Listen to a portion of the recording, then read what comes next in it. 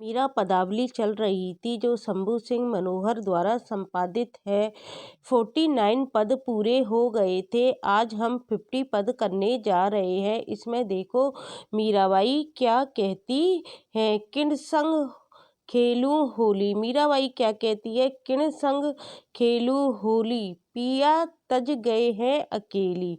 मीराबाई कहती है किन संग खेलूं होली, पिया तज गए हैं अकेली। हे सखी, किससे कह रही है मीराबाई? सखी से कह रही है। क्या कह रही है? हे सखी, किन संग खेलूं होली, में किसके साथ होली खेलूं, पिया तज गए हैं अकेली। तज मतलब छोड़ गए हैं। मेरे प्रियतम मुझे क्या कर गए हैं, अकेली जो छोड़ गए हैं, उनके बिना मैं किसके साथ होली खेलूं। फिर देखो क्या कहती है, माणिक मोती सब हम छोड़े, गल में पहनी सेली। मीरा क्या कहती है, मैंने उनके वियोग में क्या करा है, माणक मोती सब छोड़ दिए हैं और गले में क्या पहन ली है, सेली पहन ली है। सेली क्या होती है?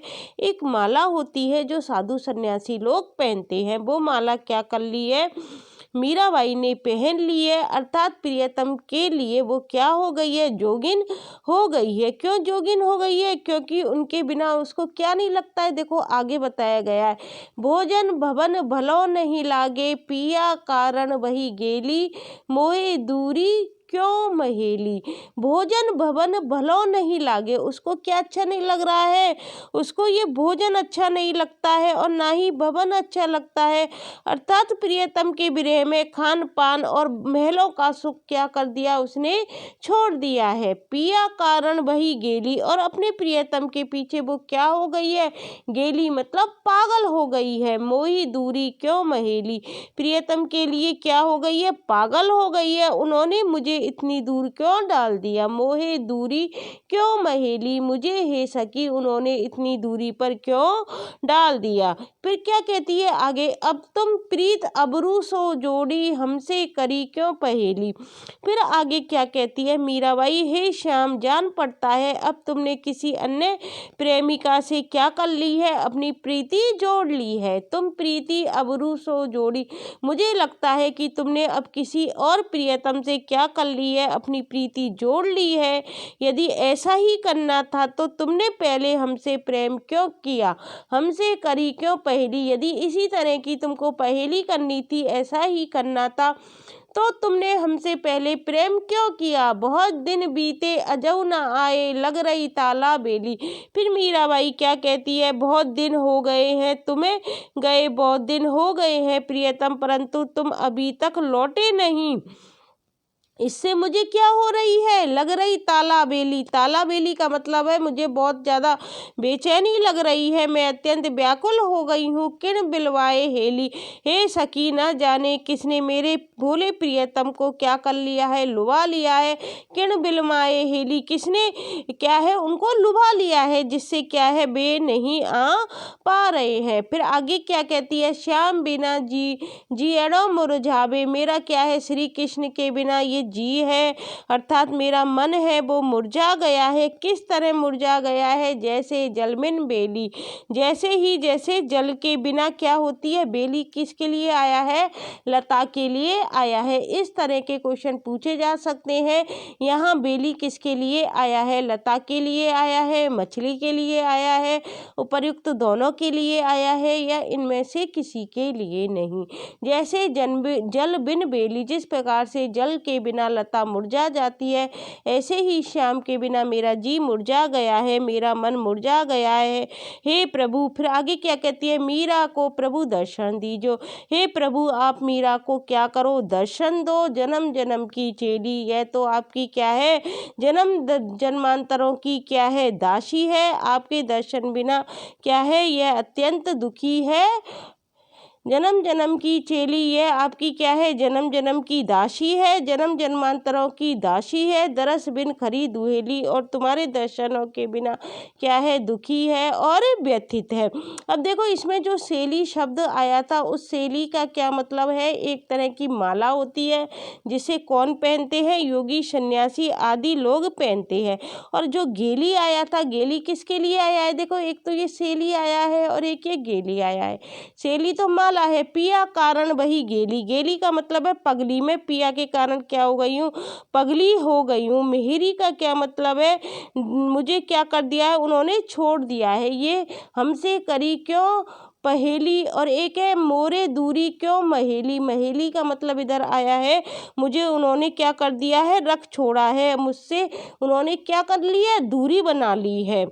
तो इस तरह से, और ये जो ताला बेली है यह क्या है, बहुत पुराना शब्द है, और इसका मतलब क्या होता है, ताला बेली हमसे क्या कर ली है उन्होंने, ताला बेली का मतलब है उन्होंने हमको क्या कर लिया है, व्याकुल कर दिया है, बेचैनी कर दी है मेरे मन के अंदर। तो इस तरह से ये गाइस हमारा 50 पद पूरा होता है। अब हम देखो 51 पद पढ़ने जा रहे हैं। इसमें देखो मीराबाई क्या कहती है 51 पद में। देखो, ऋतु फागुन की नियारी कोई प्यासे मिलावे, ऋतु फागुन की निहिरानी कोई प्यासे मिलावे, मत बारो बादल आयो रे, हरि को संदेशो नहीं लायो रे।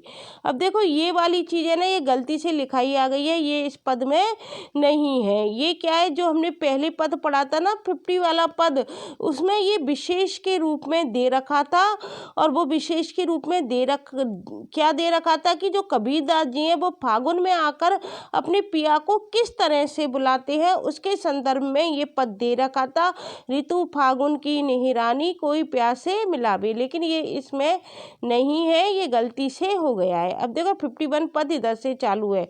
मतवारो बादल आयो रे, हरि को संदेशो नहीं लायो रे।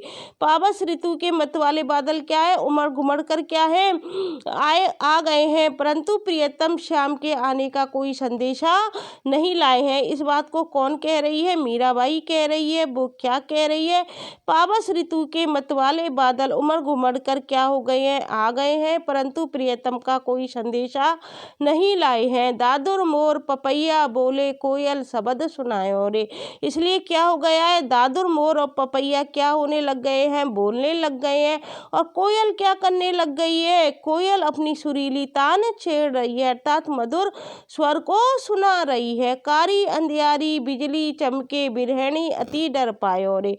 और क्या हो रही है, काली अंधेरी रात में क्या हो रही है, काली अंधियारी बिजली चमके, काली अंधियारी रात में बिजलियां रह रह कर चमक रही हैं, बिरहणी अति डर पायो रे, जो मुझ जैसी बिरहणी को क्या कर रही हैं, बहुत डरा रही हैं। अर्थात पावस ऋतु के ये सब उपकरण क्या कर रहे हैं, मेरी विरह व्यथा को क्या कर रहे हैं, उद्दीप्त कर रहे हैं, और इन बिजलियों की चकाचौंध से तो डर के मारे मेरे क्या निकल रहे हैं, प्राण निकल रहे हैं। इस बात को कौन कह रही है, मीराबाई कह रही है। फिर आगे देखो क्या बताया गया है, गाजे बाजे पवन मधुरिया मेहा अति झड़ लायो रे। घन गर्जन के साथ ही मधुर पवन भी क्या कर रहा है, मरमर ध्वनि कर रहा है, और बादलों ने क्या लगा ली है, वर्षा की झड़ी लगा ली है। विरह ताप से क्या हो रहा है, मुझे क्या हो रहा है, विरह ताप से मेरा सर्वांग क्या हो रहा है, नष्ट हो रहा है। मानो क्या कह रही है मीराबाई आगे, कारी नाग विरह अति जारी, मीरा मन अति भायो रे।